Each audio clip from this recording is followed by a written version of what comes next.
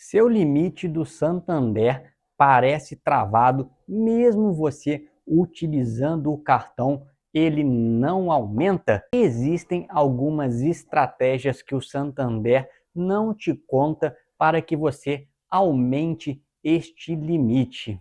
Fica comigo até o fim do vídeo que com certeza você vai conseguir destravar o seu limite. Fala galera, beleza? Aqui é o Pablo do canal Cartão Viajante. Quem está gostando dos vídeos, não esquece de se inscrever no canal, dar aquela curtida e bora logo para o conteúdo que é o que nos interessa. Bom, existem dois métodos de você aumentar o limite no Santander. O primeiro deles é simplesmente você ir lá no aplicativo e realizar o pedido manualmente. Quando você tem um limite baixo, isso pode até funcionar. Claro, não é 100% das vezes, mas vai chegar um determinado momento que você pode ir lá solicitar todo dia, toda semana, isso não vai funcionar. E existem algumas dicas, óbvio que isso não são regras declaradas pelo Santander, mas que funcionam. Dentro de um ano e meio mais ou menos, eu consegui trazer o meu cartão que eu tinha, o Santander Elite, de 6.500 para 58 mil reais no Santander Unique. E eu vou falar para vocês aqui todas essas estratégias que eu utilizei e que eu ainda utilizo lá no Santander. E a primeira dica é: use o seu limite. Claro, meio que isso é intuitivo, mas você tem que usar ele de forma estratégica. Porque se você utilizar 100% do seu limite e fazer o pagamento da fatura antecipar, isso vai dar a entender para o Santander que o que? Aquele seu limite ele pode não ser o suficiente para você. Mas se você realizar isso diversas vezes durante um mês, digamos assim, pode estar impactando negativamente, porque o banco ele começa a entender que você não tem controle financeiro e que em determinado momento pode ser que você acabe deixando de pagar a sua fatura. Ou seja, você deve sim, se você tem um limite muito baixo, antecipar a fatura, mas não realize isso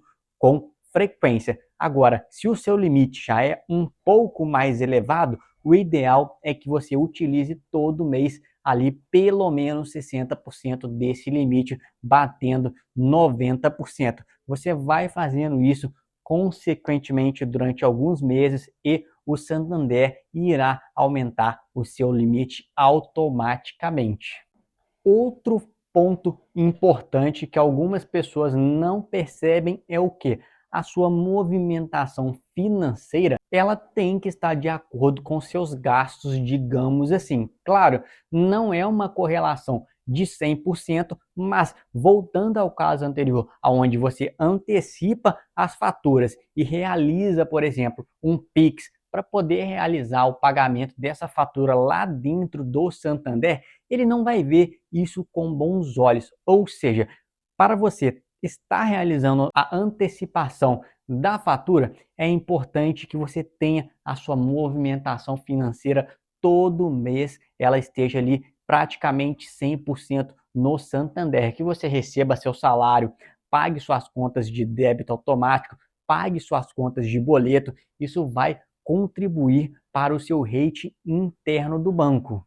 E óbvio que uma coisa que contribui muito é o cadastro de chave Pix. Parece muito simples, mas ter o seu CPF ou o seu celular principal atrelados ao banco vai gerar um rate, por mais que não seja tão elevado assim, de confiança a mais dentro do próprio banco, porque muito provavelmente quase todas as movimentações financeiras que você estiver recebendo, elas irão vir para o Santander. Ah, mas Pablo, e o Open Finance? Isso pode te ajudar ao mesmo tempo que pode te prejudicar. Na verdade, ele mais ajuda o banco do que você mesmo. Porque se você tem diversas contas realiza o Open Finance de todas essas contas, o banco não vai ver isto com bons olhos. Agora, se você tem, por exemplo, um Bradesco, onde a sua movimentação está muito alta dentro do Bradesco, faz sentido realizar este Open Finance, que ele pode te ajudar. Mas, de regra geral, o Open Finance ele não vai te dar garantia nenhuma de porque você está realizando que você vai ter um limite. Ele é só mais uma ferramenta que vão se somar às outras que eu estou dizendo aqui para a gente conseguir aumentar o nosso score interno lá do Santander. Outra dica que é meio óbvia é o que? A atualização da sua renda. A gente tem costume de, quando vai solicitar um cartão pela internet, dar uma aumentada ali no quanto que a gente ganha. Por quê? O cartão pede 15 mil de renda e você ganha 10 mil, bota lá 15 mil porque não está pedindo comprovação.